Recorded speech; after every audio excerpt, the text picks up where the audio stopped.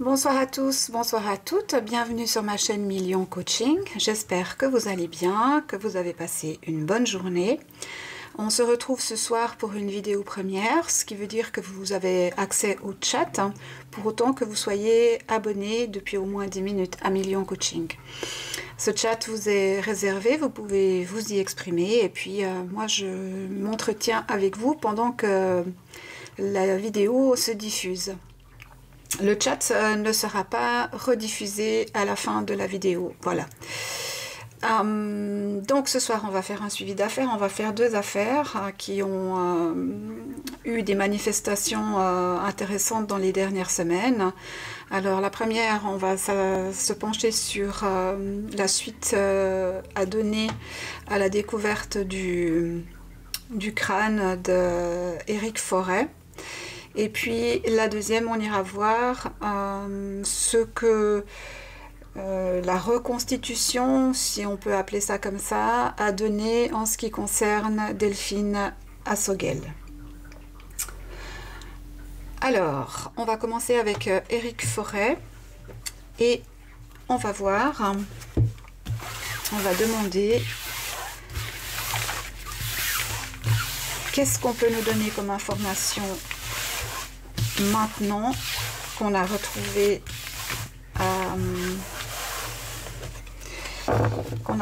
son crâne. Alors personnellement je ne sais pas où exactement il a été retrouvé. Je sais que c'est dans le Vercors, mais où exactement je ne sais pas. Ce que je sais, c'est que j'avais signalé dans la vidéo que j'avais faite sur ce sujet que son corps se trouvait probablement près de ruines où il poussait du plantain. Voilà. Alors je ne sais pas du tout si l'endroit où on a retrouvé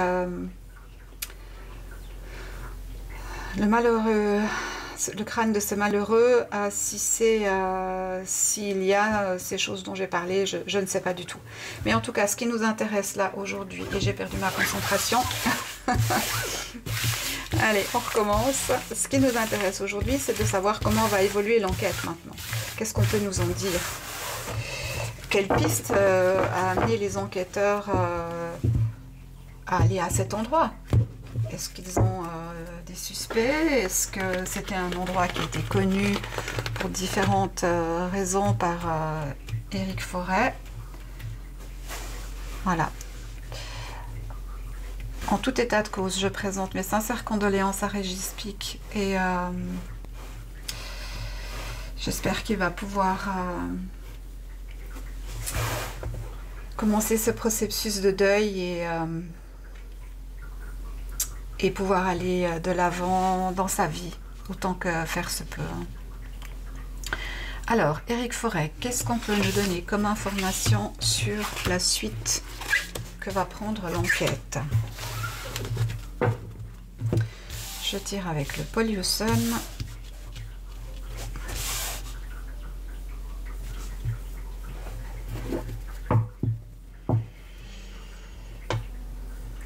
Oh, bon. Alors, avec la tempérance inversée, pour moi, on est... on n'a pas trop de pistes, hein.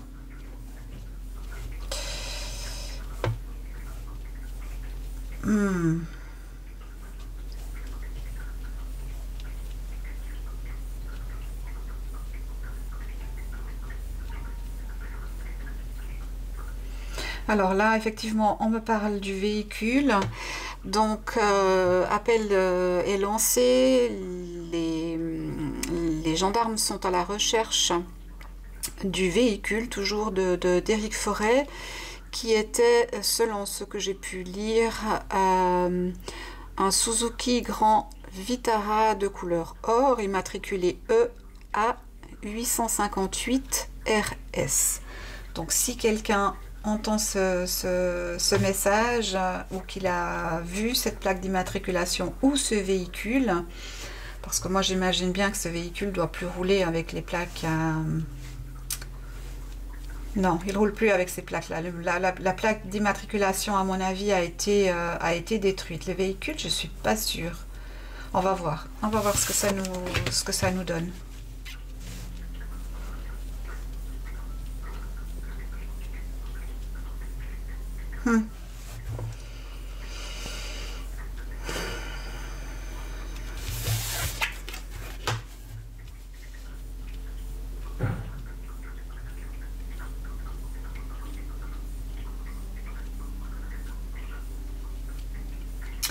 Bon, alors clairement, pour moi, l'endroit où il a été retrouvé, ce n'est pas du tout l'endroit où il a été assassiné, hein. Ça, j'ai aucun doute là-dessus.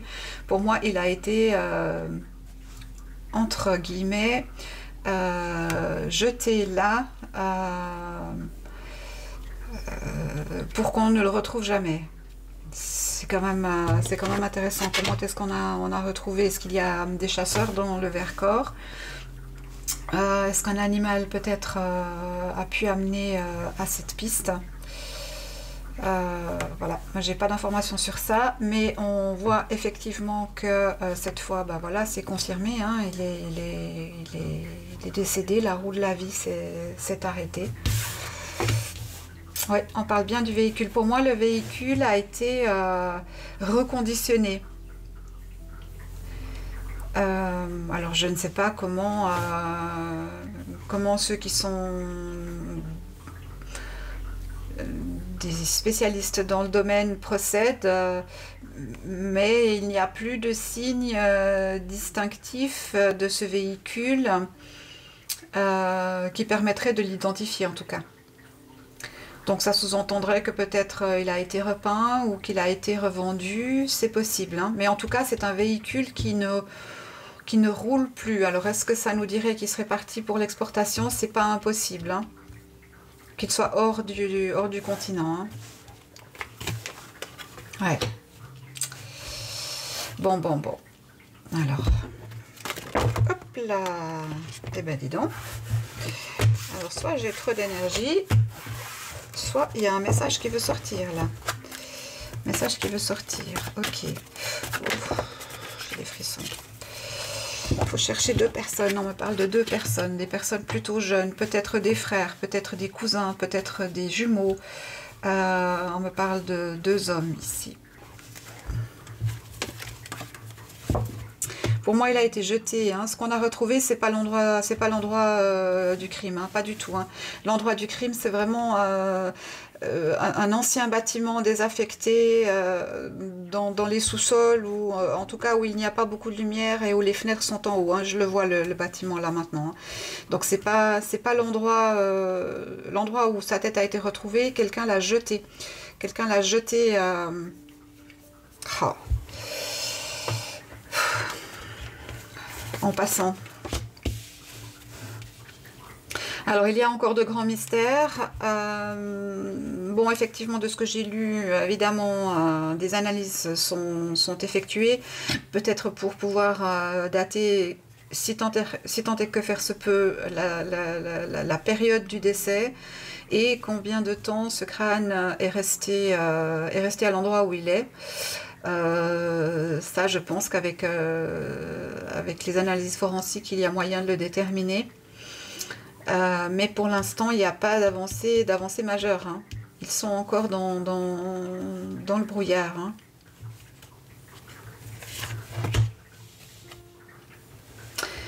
Alors, on nous parle d'une femme ici qui a la connaissance, donc le dossier est ouvert. Ça pourrait nous indiquer aussi que effectivement cet acte a été requalifié en crime et non plus en disparition avec séquestration, hein.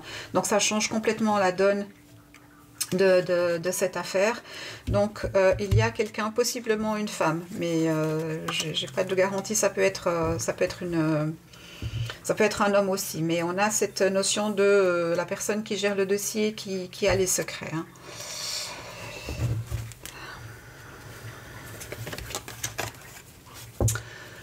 J'ai une fille aux longs cheveux et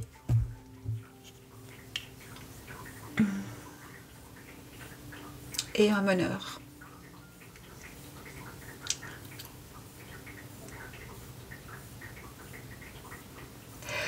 Ça peut aussi être, ça peut aussi représenter là actuellement maintenant Régis Pic, hein, son compagnon qui a perdu ses espoirs, ses rêves, hein, qui est dans une grande difficulté actuellement. Alors je lui envoie un message personnel. Vous avez encore des choses à faire sur cette terre. C'est pas le moment de baisser les bras, pas du tout.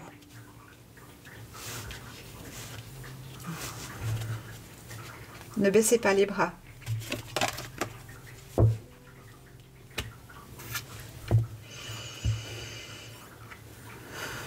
Malgré qu'il n'y ait pas vraiment de piste, j'ai l'impression que ils sont plus...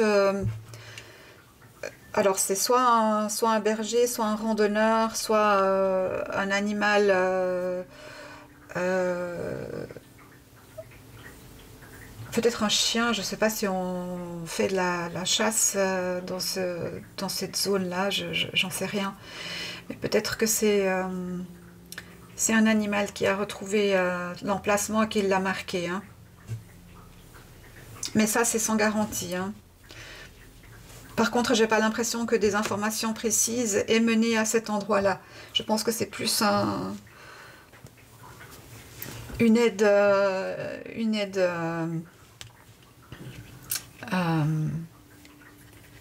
extérieure à l'affaire, hein, qui a mis cette découverte à jour.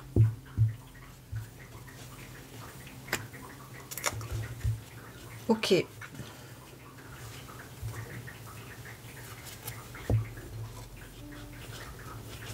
Alors effectivement, la justice a bien rouvert un dossier, a bien requalifié les faits, etc. Mais la justice n'a quand même pas vraiment de piste.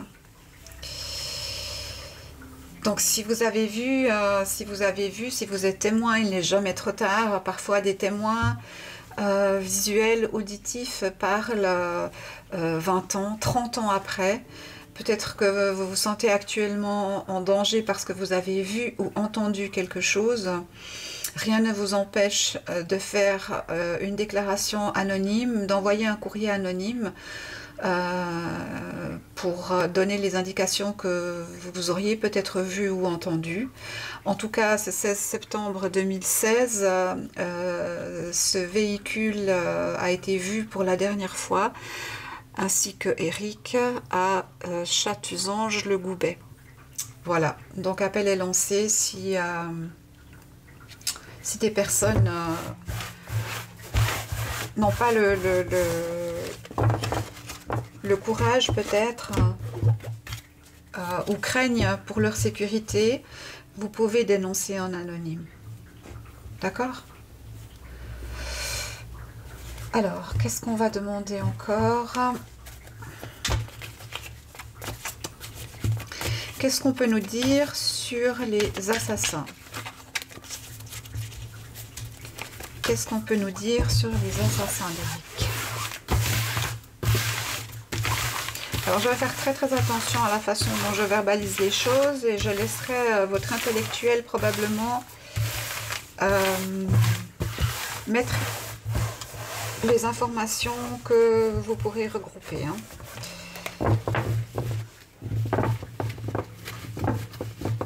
Moi, j'ai des personnes jeunes. Hein. J'ai une fille.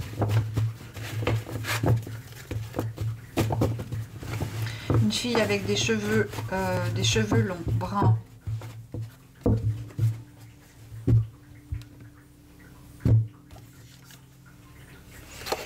On nous parle d'un garçon blond.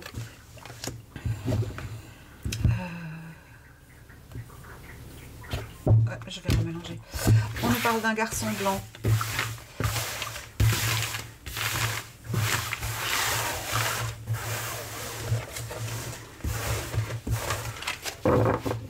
Si je ne suis pas concentrée, ça ne va pas.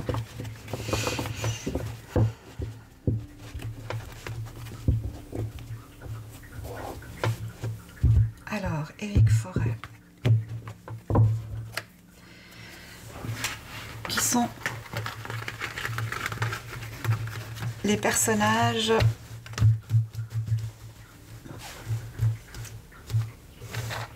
sont à l'origine du décès d'Éric Forêt. Point de situation. Ah.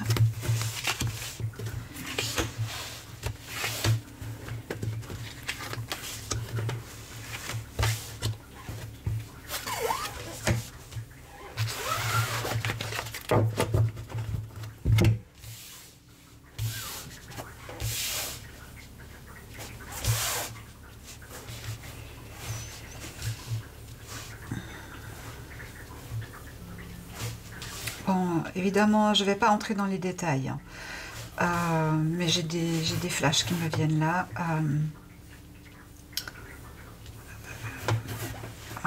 Bon.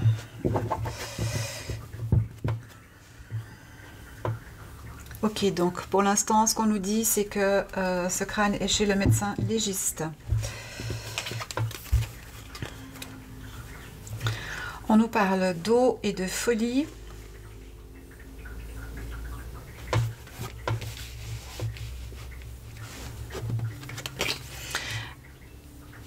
Alors, l'eau et de folie, et je retombe sur la carte, probablement, qui m'a fait dire que il y avait du plantain et des fleurs rouges dans ma précédente vidéo. Hein. On nous parle de sincérité, et on nous parle de changement. Donc, effectivement, probablement que le corps est resté à un certain endroit. Moi, ce qu'on me dit ici, c'est comme si on a voulu le déplacer, mais que on n'a pas pu tout déplacer. Alors, pour des raisons qui m'échappent, on ne me le dit pas, mais ça sous-entendrait que le corps a été déplacé assez récemment. On nous parle de gens malades. C'est bien sur la route, hein. Moi j'ai l'ignorance, j'ai quelqu'un qui a fait de l'autostop. Hein.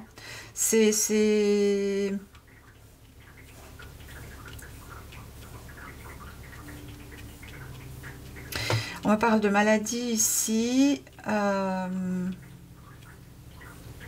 Alors je vais l'éclairer cette carte tout à l'heure, mais là en tout cas pour moi c'est vraiment sur la route que ça s'est produit. C'est-à-dire que soit quelqu'un a fait de l'autostop et il a voulu leur rendre service, les déposer quelque part, soit il a vu quelqu'un qu'il connaissait sur cette route et il s'est arrêté.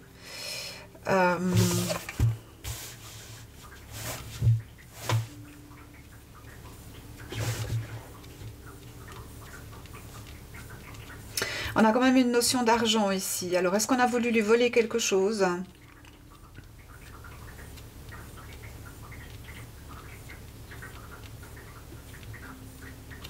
C'est pas impossible. Hein.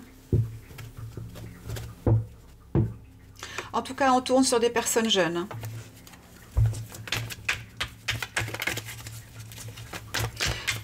Alors, qu'est-ce qu'on peut nous dire ?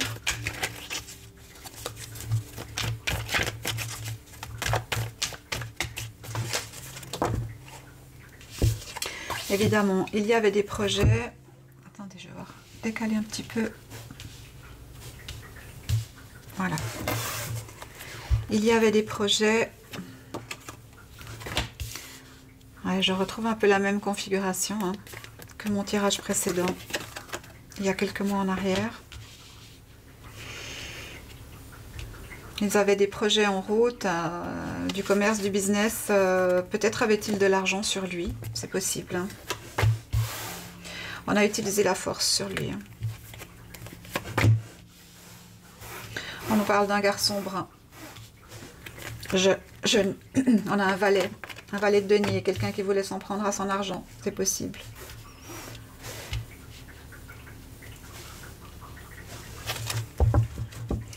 On nous parle de jeu de hasard, on nous parle encore une fois d'argent. Est-ce que c'est un crime crapuleux? Et c'est aussi possible. Avec ce qu'on me donne là, c'est aussi possible. Oui, les ennuis. Bon, je pense qu'ils se sont battus entre eux. Hein. Je pense qu'ils ont dû se disputer entre eux parce que je n'ai pas l'impression que c'était... prévu que... Comment je vais dire ça?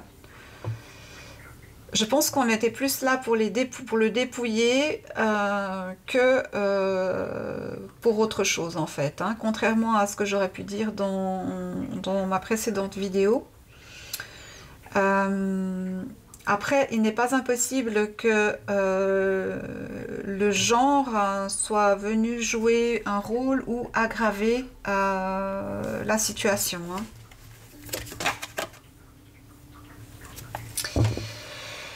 Ouais. Alors, on me parle de lettres ici. Est-ce que quelqu'un de ce groupe a dénoncé quelque chose et a dit où se trouvait une partie du corps? C'est pas impossible, hein, là, maintenant, à la lecture de ce que j'ai maintenant. Alors, est-ce qu'on va pouvoir retrouver... Bah, il y a quand même le jugement qui sort, hein, donc ça laisserait supposer que les choses vont être... Ouais, mais la piste qu'il faut suivre... Ouais, je maintiens. La piste qu'il faut suivre n'est pas anodine à son orientation sexuelle. Il y a quelque chose là.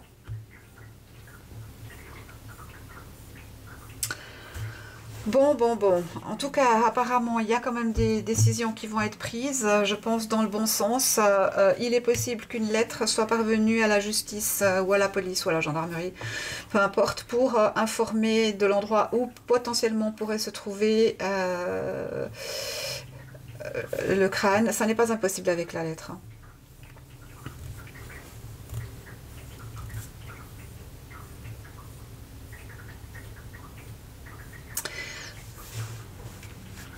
Ok, bon, bah écoutez, on va attendre la suite et on verra ce que ça nous indique, hein.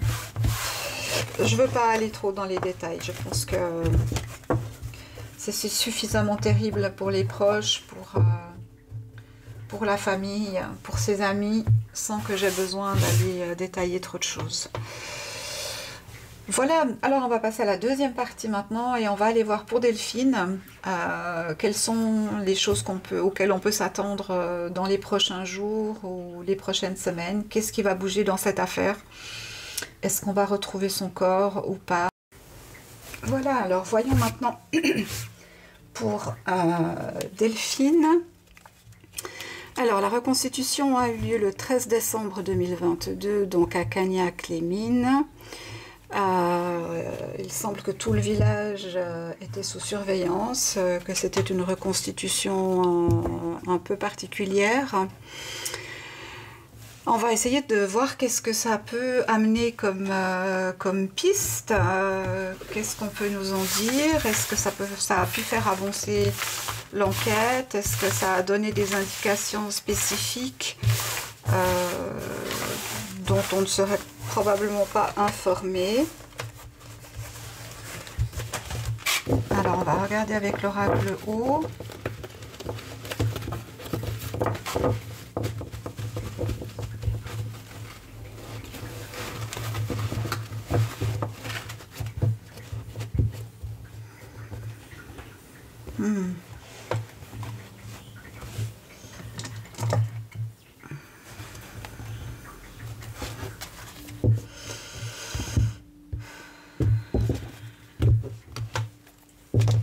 On va faire un grand tableau sur 9 cartes.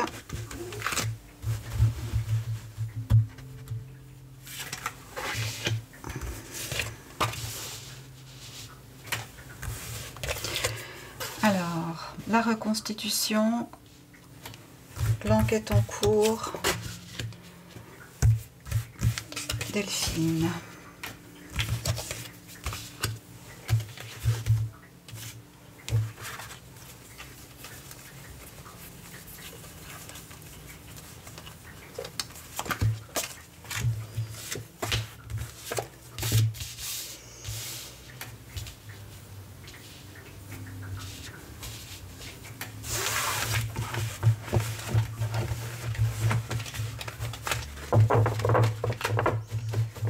Alors faites attention dans vos commentaires, comme toujours, hein.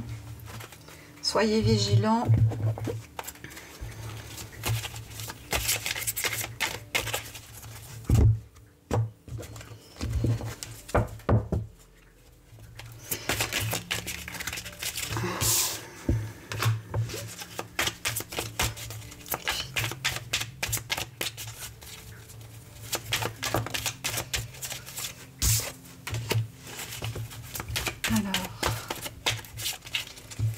que toi tu as pu voir, Delphine? Qu'est-ce que tu peux nous dire?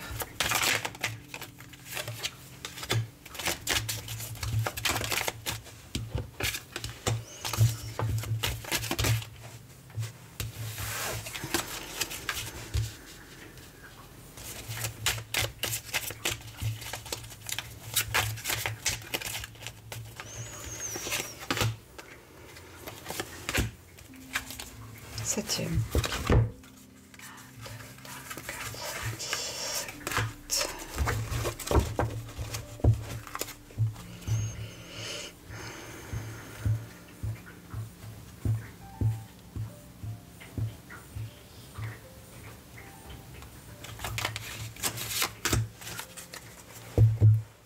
Alors, voyons.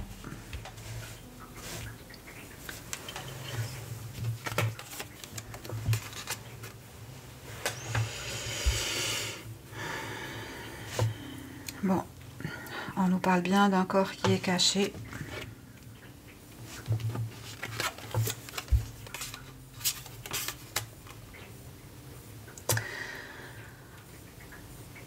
On nous parle de sprint et de rigidité, ou de course et de rigidité.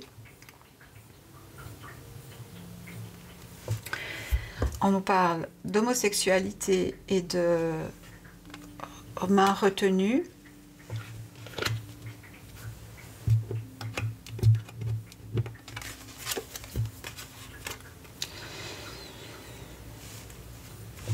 On nous parle d'habitude et de lien.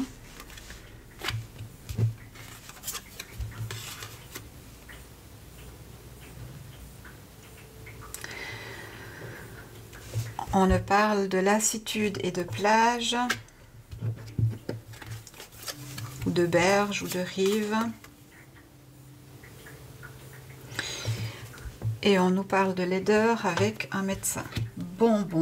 Alors, moi, ma question, celle-ci, on les regardera après.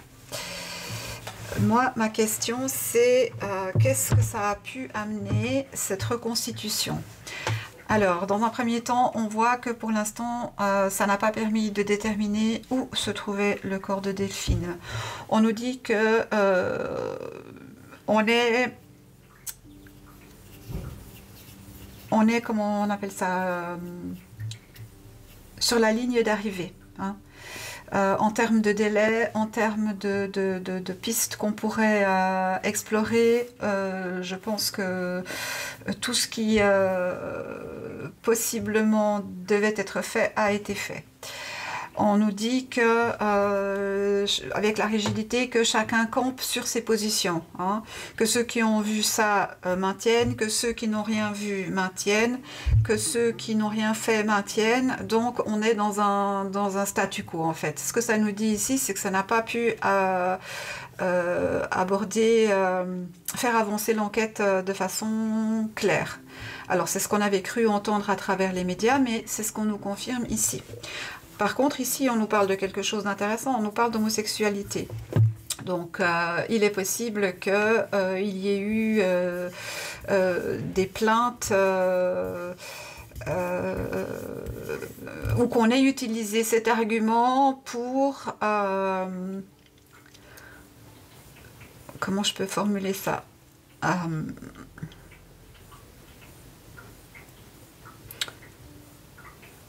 Pour influer sur une décision de justice, pardon. On nous parle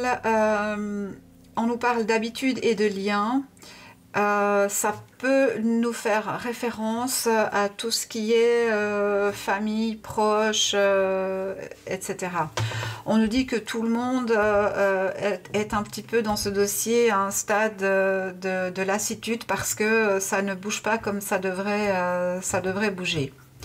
Ici, pour moi, cette carte ne m'indique rien en particulier. On va voir après, en découvrant les autres, ce que ça peut nous indiquer. On nous dit qu'il y a quelqu'un qui se moque de la justice.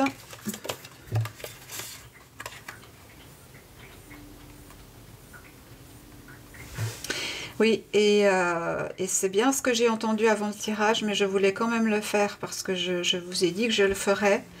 mais moi j'ai entendu qu'il fallait arrêter avec cette affaire, cette fascination pour cette affaire. Donc en ce qui me concerne, c'est la dernière vidéo que je ferai, à moins qu'il y ait découverte du corps et des choses spécifiques. Mais là, en l'état actuel des choses, pour moi, c'est la dernière vidéo que je ferai sur le sujet, j'en ferai plus.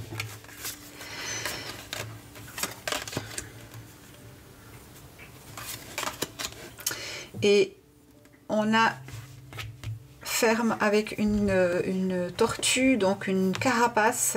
On a vraiment quelqu'un qui est enfermé dans son narratif et qui ne veut pas en sortir. Hein.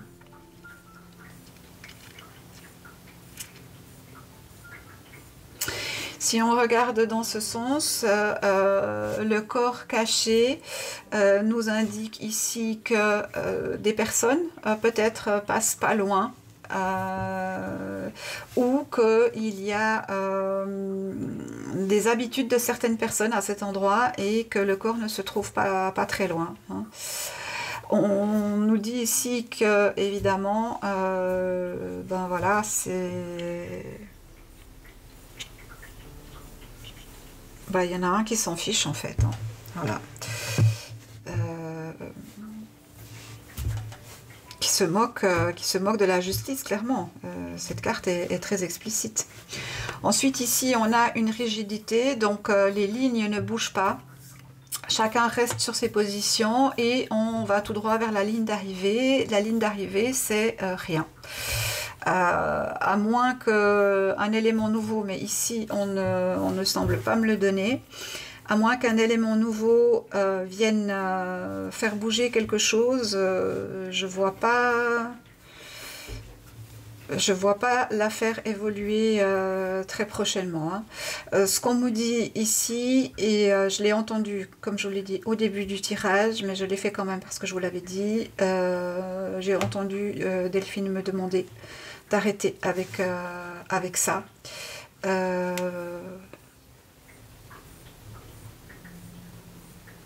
Je pense qu'elle est à bout de force, à ne pas confondre avec la force physique. Hein. Elle est à bout de force, voilà. Ici, ça me parlerait plus de la personne qui est enfermée et qui pourrait se plaindre ou avoir utilisé comme argument le fait qu'elle se trouve dans un milieu carcéral essentiellement masculin.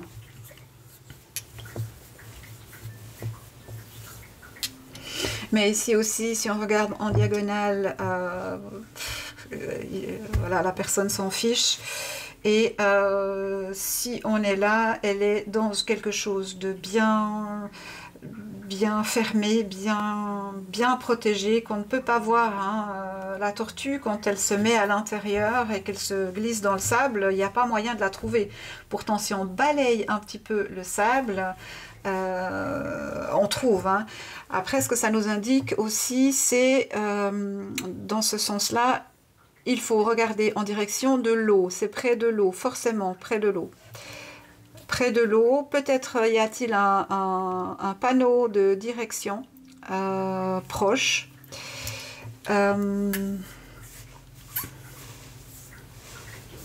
Ok.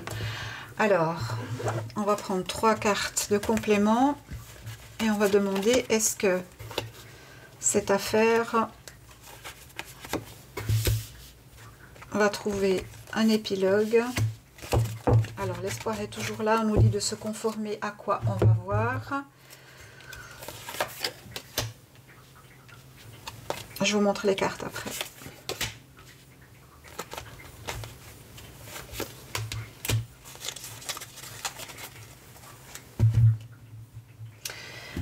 Alors,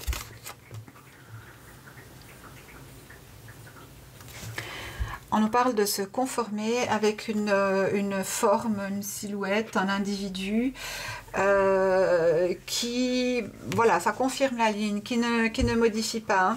Hein. Personne ne modifie son narratif. Hein. Ici, on a stupide avec... on coupe un tissu ou on coupe dans la chair ou... alors, est-ce qu'il pourrait y avoir eu mutilation volontaire ou involontaire pour ramener un argumentaire? C'est possible, hein. Je vous laisse lire entre les lignes, hein. Et puis, on nous parle, c'est comme ça, hein. On nous parle d'espoir avec un fouet. Donc, peut-être que quelque chose va venir claquer comme un coup de fouet. Ah, mais oui, mais c'est bien sûr. Je dis ça, je dis rien, hein.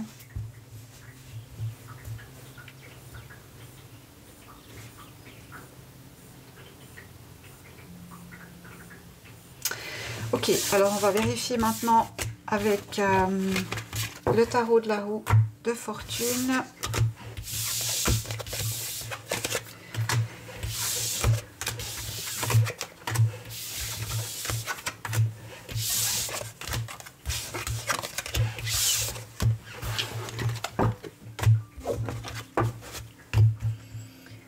Si le principal mis en examen, non pas mis en examen, la personne qui actuellement est emprisonnée, s'il va le rester, s'il va y avoir un procès ou bien s'il sera libéré.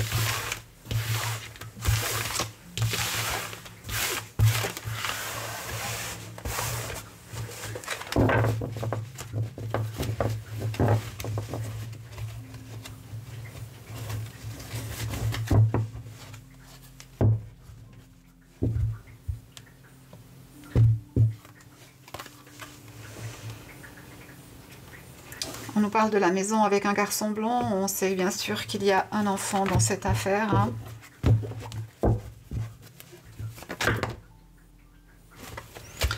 On nous parle de chute et de sincérité.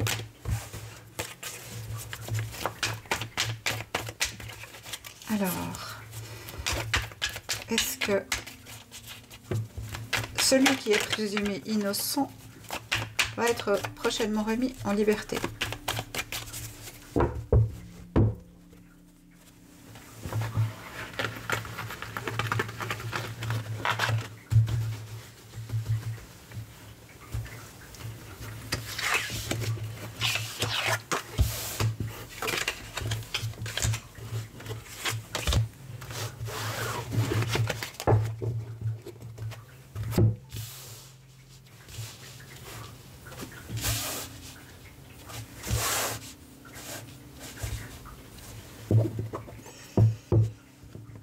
Remis en liberté ou pas remis en liberté? Alors, ça se dispute actuellement. Ça se dispute actuellement.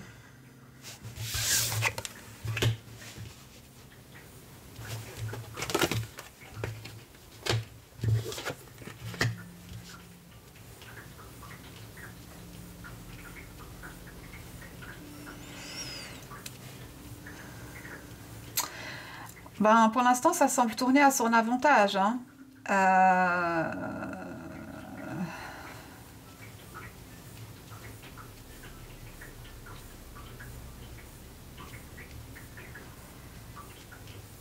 Ça semble tourner à son avantage.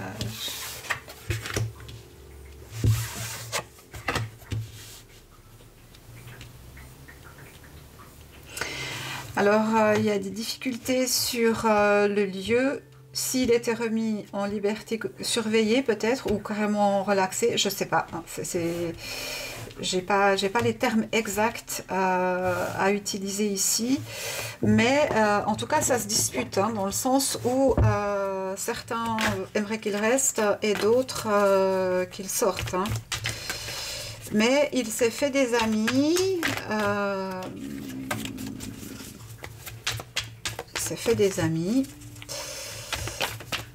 Mais ce ne sont pas des amis fidèles pour la vie, hein. On est quand même sur deux cartes tranchantes là.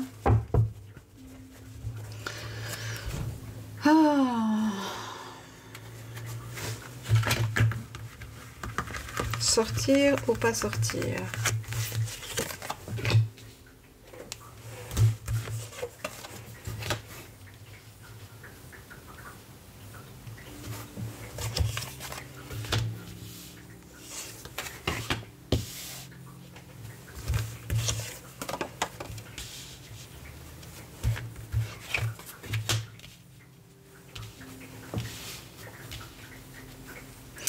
Alors, je pense que on ne me donne pas la réponse, hein. On ne me donne pas la réponse. Pour l'instant, c'est toujours en discussion. Je dirais que c'est 50-50. Pour moi, il n'y a pas de décision qui soit clairement prise actuellement. Par contre, ce qu'on peut voir, c'est que d'un côté, on a le traître. On a le traître pour l'avenir et on a un homme brun. Hein. J'imagine qu'ici, on nous parle de l'avocat des parties civiles. Et puis ici, on a la table, l'usure et la prudence.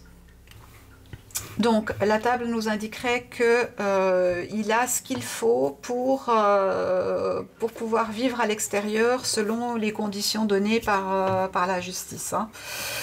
On a le 8 de denier, probablement que des personnes seraient prêtes à l'aider financièrement, mais encore ça reste à confirmer.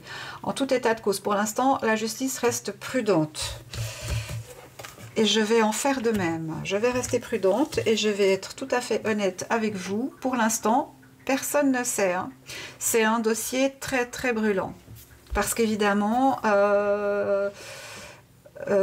s'il était innocent et qu'il sortait et qu'il n'y a pas de protection, peut-être lui arriverait-il des misères. S'il est coupable, eh bien, on a relâché un coupable et c'est problématique. Pour l'instant, la justice, franchement, moi, j'ai pas de décision prise pour l'instant. Ouais, ça se discute, hein, ça se discute.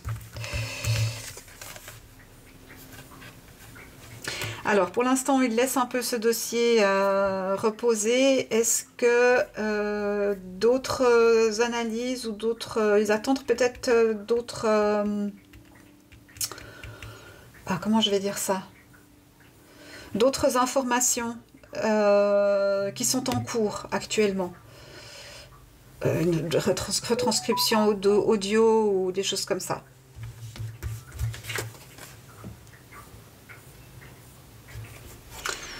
Ouais, la justice est consciente, enfin les magistrats sont conscients de à qui ils ont affaire, quoi. Hein, voilà. Alors là, on nous dit quand même qu'il y aura procès. Mais alors, est-ce qu'il se présentera libre à son procès ou est-ce qu'il restera incarcéré? Moi, je n'ai pas la réponse. Donc, je ne dis pas. Pour moi, c'est en balance, c'est 50-50. Peut-être qu'ils attendent encore des garanties ou des choses plus précises, notamment au niveau financier, des garanties financières, c'est possible. On va conclure sur une petite phrase. Donc rien de spectaculaire, rien de majeur. Hein. L'espoir est toujours là. Pour moi, le corps de Delphine est toujours là où il a été mis. Il n'a pas été déplacé pour moi. Et on nous dit « Sweet Home ». Sweet Home. En repli dans ton nid, loin de l'agitation et avec considération, va à la rencontre de ton être pour te reconnaître. Je vous laisse en tirer les conclusions que vous voulez. Voilà. Alors, moi j'en ai fini avec ce tirage. Je vous souhaite une excellente fin de soirée. Je vous remercie pour votre présence. Je vous remercie pour votre bienveillance.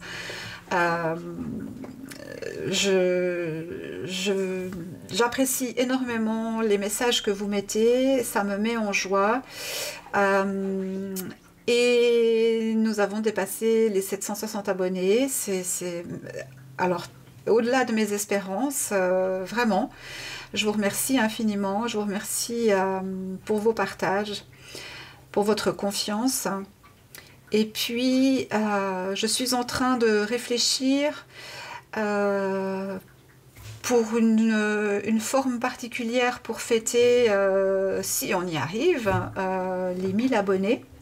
Donc je ne sais pas quand ça sera, mais je suis en train de réfléchir à quelque chose qui pourrait être sympathique pour vous et pour moi.